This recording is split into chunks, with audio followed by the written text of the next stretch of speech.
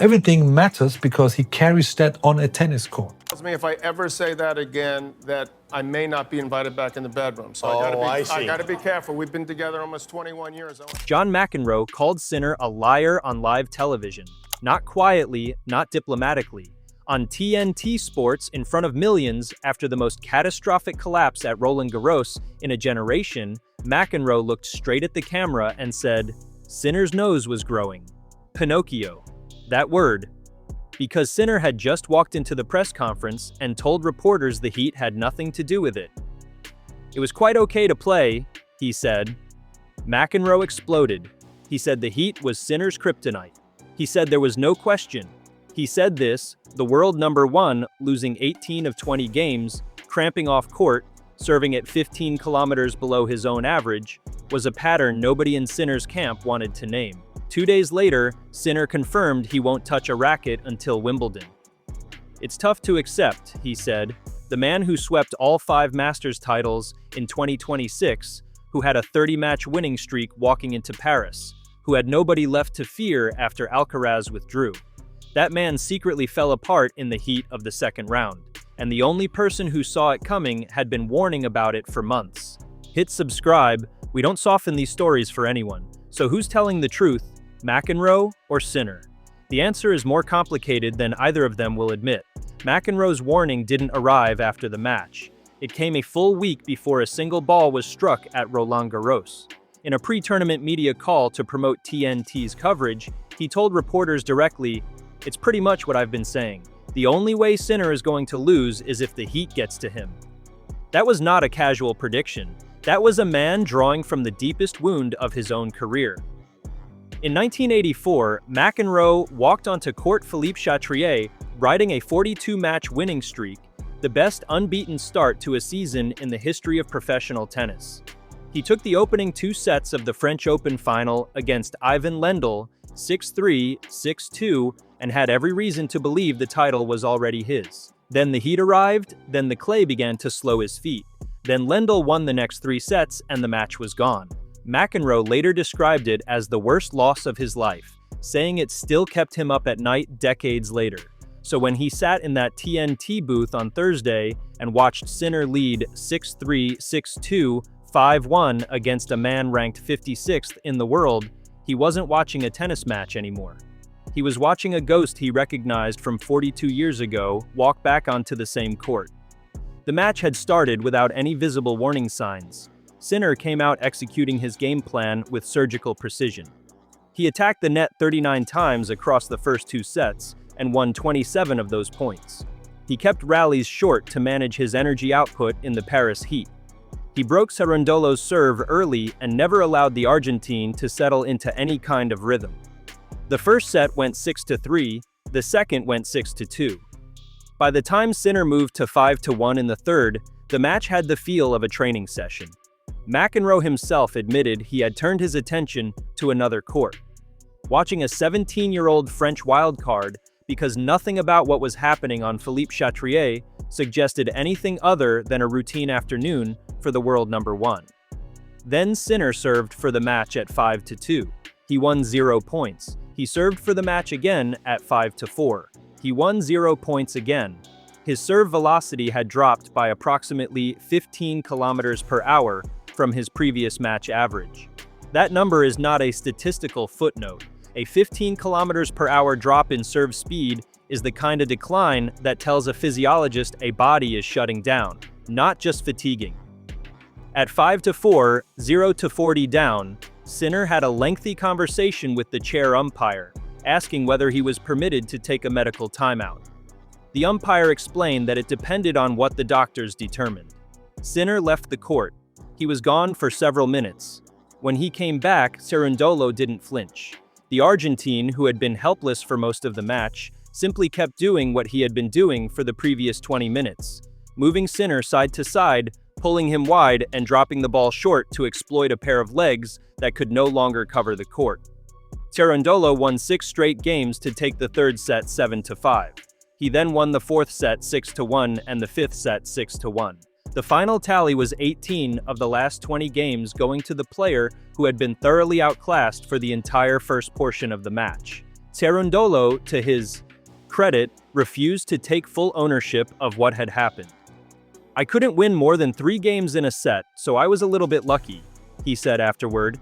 "He deserved to win this match, and then I don't know what happened, but I feel sorry for him and hope he recovers." That last sentence is worth sitting with. The man who just produced the biggest upset of the 2026 season felt sorry for the player he beat. That is not the language of a competitor celebrating a tactical masterpiece. That is the language of someone who watched a medical event unfold on the other side of the net and won because of it. Sinner's own account of what happened made McEnroe's reaction harder to dismiss. He told reporters he had woken up that morning not feeling well.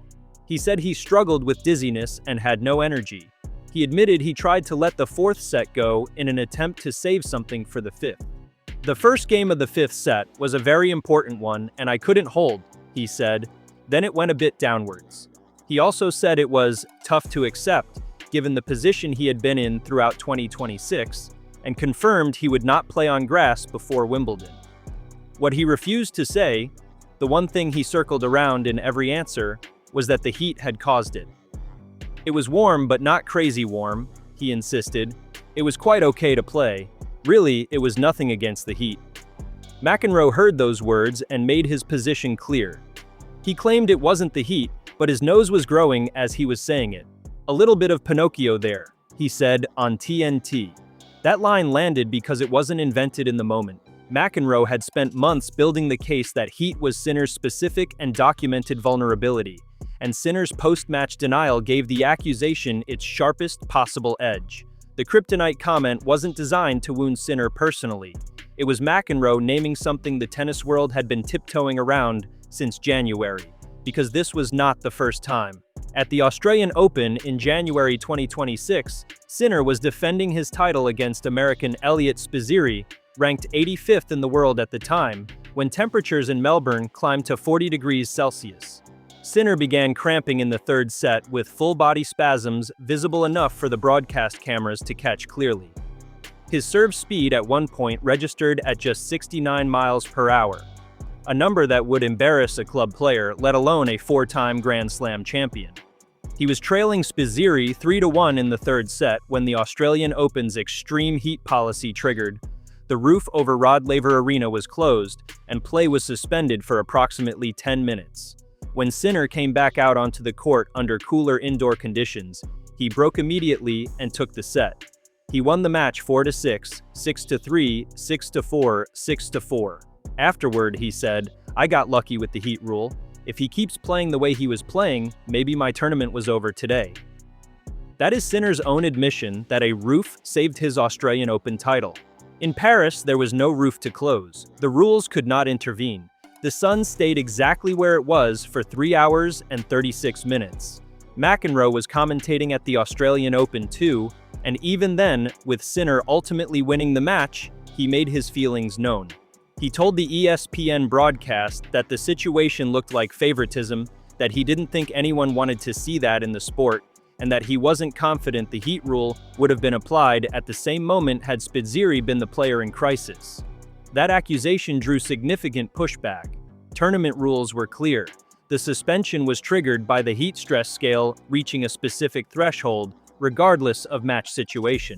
Spizzirri himself acknowledged the funny timing, but accepted it as part of the game. The rule operated exactly as written. But McEnroe's underlying concern was not really about the rule itself. It was about what the rule revealed. That Sinner in extreme heat is a fundamentally different player from Sinner in moderate conditions, and that the gap between those two versions of him is wide enough for a 56th ranked opponent to exploit completely. The tactical dimension of Thursday's loss added another layer to McEnroe's frustration. He pointed out on TNT that Sinner made a critical error in the 4th set by continuing to fight for games he had no physical capacity to win. "I think many people would agree that he should have thrown the 4th set to try to conserve energy, knowing there would only be 1 set left," McEnroe said. "It seemed to me that he made too much effort, and it cost him dearly." Sinner's own post-match comments suggest he was aware of this in real time. He said he tried to let the 4th set go to save energy for the 5th. But trying to let a set go and actually conserving energy are two different things, when the body is already past its limit, and Cerundolo kept winning points regardless of Sinner's intentions. By the time the fifth set started, whatever Sinner had been trying to preserve simply wasn't there. The historical weight of this result goes beyond one bad afternoon. Sinner arrived at Roland Garros as the only legitimate favorite after Carlos Alcaraz withdrew with a wrist injury. He had won all 5 ATP Masters 1000 titles in 2026, Indian Wells, Miami, Monte Carlo, Madrid, and Rome. His 30-match winning streak was the best active run in men's tennis by a distance. Roland Garros was the only Grand Slam missing from his collection, and with Alcaraz absent, the draw had opened up in a way it may not again for years. The second-round exit means Sinner is now the first man in the Open era to lose more than one Grand Slam match as the top seed after leading by 2 sets to love. That is not a coincidence. That is a pattern with a specific cause, and the cause has a temperature reading attached to it. What makes McEnroe's position both credible and uncomfortable is that he is not speaking from the outside. He earned the right to talk about Heat and Paris and collapsing from winning positions through his own destruction in 1984. He knows exactly what it feels like to stand on that court in full command of a match and feel the legs begin to go, feel the serve lose its edge, feel the opponent grow taller as your own body shrinks. He never recovered the French Open title. He carried that loss for the rest of his career. When he watched Sinner cramp off court at 5-1 in the third set, and then lose 18 of 20 games, he wasn't delivering a verdict from a comfortable chair. He was recognizing a trauma he has lived with personally for over 4 decades. Sinner said it was tough to accept. He is right that it is tough, but accepting it requires naming it, and he has now twice refused to do that, once in Melbourne and once in Paris. McEnroe has named it both times. Kryptonite is a strong word. It implies something structural, something that cannot be coached away or willed through. Whether Sinner and his team address it before the grass season ends and the hard court swing begins is the real question hanging over his 2026. He still has Wimbledon, he still has the US Open, he still has a 37-3 record this year and a resume that most players would trade careers for. But Roland Garros, the one title that would have completed everything, will now have to wait until at least 2027. And the heat will be there again. It always is. The only variable is whether the roof gets closed in time. If this video gave you a different angle on what actually happened in Paris, subscribe and leave a comment below. Tell us whether you think McEnroe was out of line or whether Sinner owes the tennis world a straight answer. We read every comment. The next video is already in production and it covers something in this story that almost no one has reported yet.